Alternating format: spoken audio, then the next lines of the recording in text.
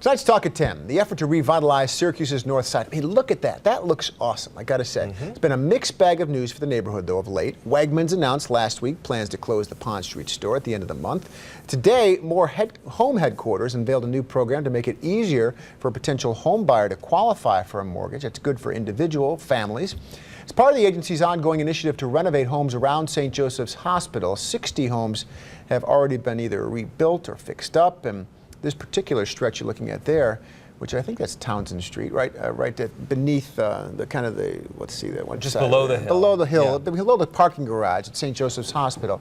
That particular section, just a couple of years ago, housed this, don't mean to gross you out here, but urine-infested drug house, prostitution. A decrepit I remember mix of going all inside that building on a news story and like, oh my goodness, I can't believe people are. There was a body behind a dumpster a block away from there that wasn't noticed for a couple of days. Yeah, so this is, Michael Benny joins us tonight for the Talk at 10, as he does every night, by the way. But this is, there are areas that are doing very well because of programs like this, the investment from St. Joe's, the renewed interest, some infusion of outside funding. And then on the other hand, you walk a block or two away and you're seeing some of the worst poverty and rundown homes and places to live. Well, a little bit at a time, and that's the, I mean, where you go.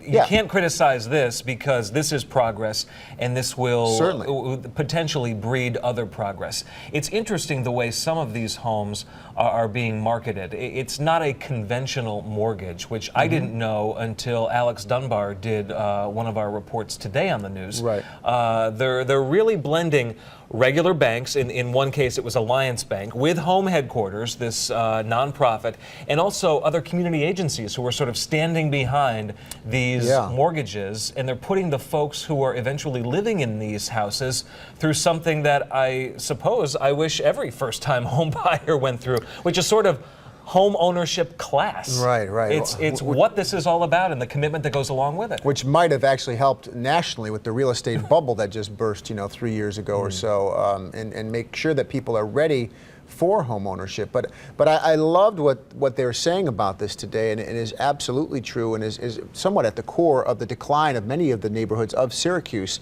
is the lack of home ownership, the absentee landlords, people renting properties, not caring as much, the owners themselves maybe not caring as much, not as investing in the properties like they should, and little by little, a street or a block at a time, they've gone downhill. I drove down Butternut Street just last night, and it gets a little depressing at times when you see the condition of some homes that had seen better times, even just 15 or 20 years ago. Butternut Street, I think, even up in the 80s was sort of a boulevard in Syracuse, and now it certainly doesn't have, there's not much good you can say about Butternut for sure. There are a lot of comments relevant to this on our Facebook page right now. Let's just take a quick look at some of them.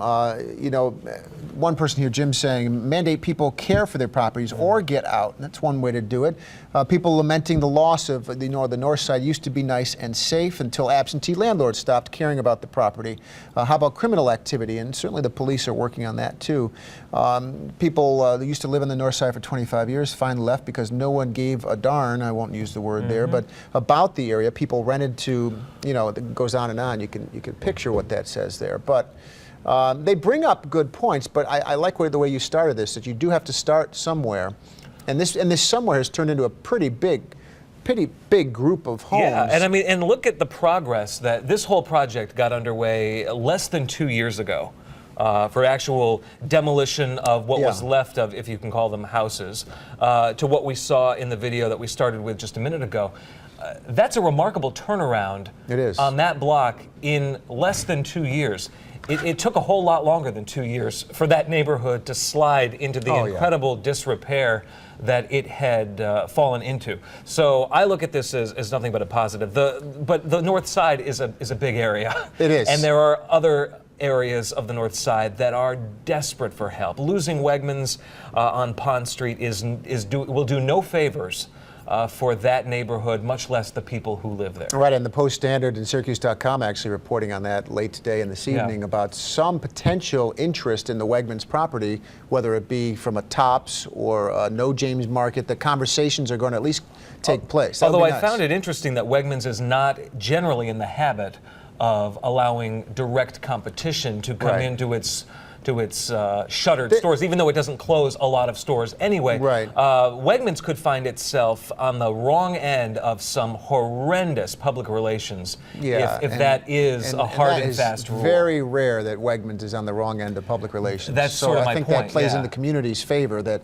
even if they don't keep the store open, which I fully expect it will close, despite some efforts to try it's going to close. That it does seem like if it's the right thing to do to sell to a good buyer who could do something with the property, that they would do that. Yeah, they would be on the wrong side of a lot of people. Yeah, of an entire city, really, because we're all connected.